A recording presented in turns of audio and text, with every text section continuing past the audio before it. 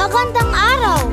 Sa paaralan, hindi lamang aralin ang natutunan, dito rin nabubuo ang maugnayan, ang pagkakaibigan at higit sa lahat, ang inspirasyon.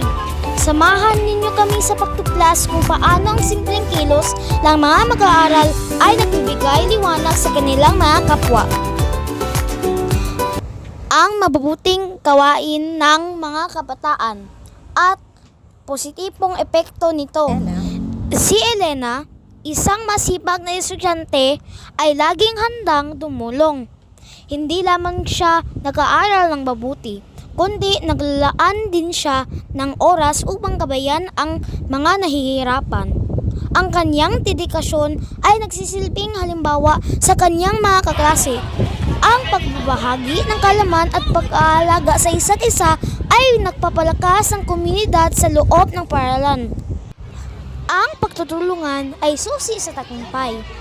Makikita natin ito sa mga estudyanteng aktibong nagkikilahok sa mga proyektong pangpaaralan.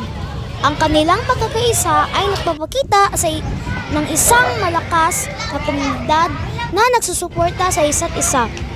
Ang pagiging mabuting kaibigan at pagpapakita ng pakikiramay ay nagbubunga ng positibong kapaligiran sa loob ng paaralan. Hindi lahat ng araw ay madali. May mga hamon at pagsubok na kinakaharap ng mga mag-aaral.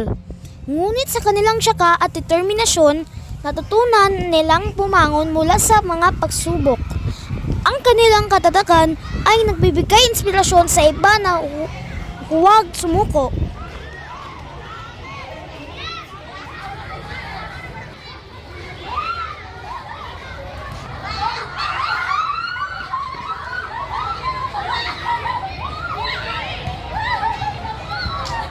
Si Princess Elena Gomez Dizon.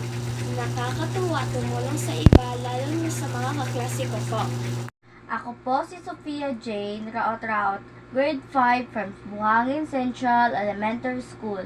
Nakakatuwa po na may tumutulong sa akin kapag nahihirapan ako na mga kaklase. Ako si Gracie Leandro M. Labandero, isang guro. Nakaka-inspire ang mga estudyanteng napapakita ng pagmamalasakit sa kapwa. Ang simpleng kilos ng pagtulong, pagkakaisa at pagtsitsaga ay may malaking epekto sa ating mga kabataan. Ang kanilang mga aksyon ay nagsisilbing liwanag, nagbibigay inspirasyon sa iba na maging mas mabuti at mas pagtagumpay. Mabuhay ang mga kabataan na nagsisilbing inspirasyon sa ating lahat.